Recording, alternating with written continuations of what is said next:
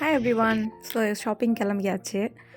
வேறு என்ன பண்ண போகிறோம் எங்கள் ஃபாரினில் வந்து நம்மளுக்கு தெரிஞ்சது ஒரே அவுட்டிங் என்னென்னா க்ராசரி ஷாப்பிங் மட்டும்தான். வேறு பெருசாக ஒன்றும் போக மாட்டோம். ஏன்னா போனாலும் நம்ம இந்தியாவில் வந்து வெளியே போனால் எவ்வளோ செலவாகும்னு நம்மளுக்கு எல்லாம் தெரியும் இல்லைங்களா? அது வந்து இங்கே ஜப்பான் மட்டும் இல்லை, எனி அதர் அப்ராட் கண்ட்ரீஸ் இப்போ நம்ம போகும்போது இது என்ன இது இவ்வளோ விலை இருக்கே அப்படின்னு சொல்லிட்டு போக மனசு வராது, தோணவும் தோணாது.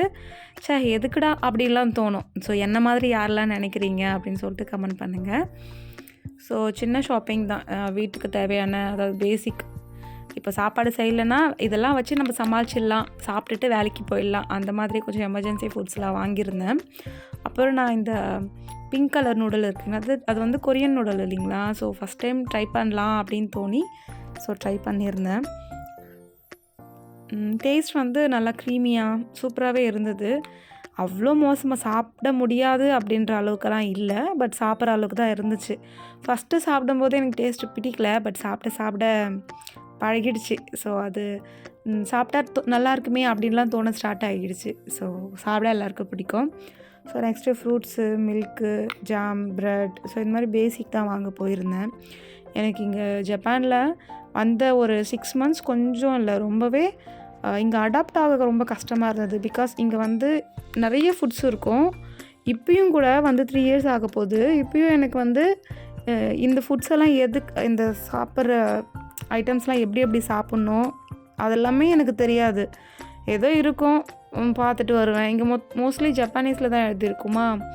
ஸோ ஒரு பொருளையும் ட்ரான்ஸ்லேட் பண்ணி பார்த்து தான் வாங்கிட்டு வர முடியும். ஏன்னா அது நம்மளுக்கு பார்த்தாலும் புரியாது, அது என்னன்னே தெரியாது.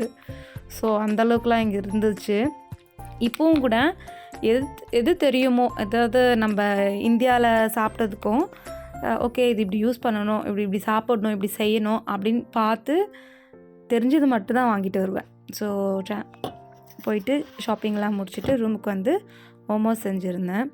அப்புறம் வந்து ஸோ ரீசெண்டாக பர்த்டே வேறு வரப்போகுதுங்களா, ஸோ வெளியே கேக் வாங்கலான்னு சொல்லிட்டு போயிருந்தேன். கேக் எவ்வளோன்னு கேளுங்க, 5000 yen, இந்தியன் அமௌண்ட்டுக்கு 2600 ருபீஸ் அரவுண்ட் அந்த காசு வரும். எனக்கு வந்து மனசே வரலங்க வாங்கிறதுக்கு, அது என்னன்னு தெரியல. அதுவும் இல்லாமல் அந்த க்ரீமெல்லாம் இருந்துச்சா, எனக்கு க்ரீம் கேக்ஸ்லாம் பிடிக்காது, எனக்கு ப்ளைனாக இருக்கிறது தான் பிடிக்கும். சரி ரூம்லேயே செய்யலாம், ட்ரை பண்ணலாம் அப்படின்னு சொல்லிட்டு தான் வந்தேன். இங்கே ஜப்பானில் தான் வாங்கினேன் அந்த கேக் மிக்ஸை. பேன் கேக் மிக்ஸ் இருக்குது இல்லைங்களா, அதுதான் யூஸ் பண்ணியிருக்கேன். ரொம்ப சாஃப்டாக வந்தது.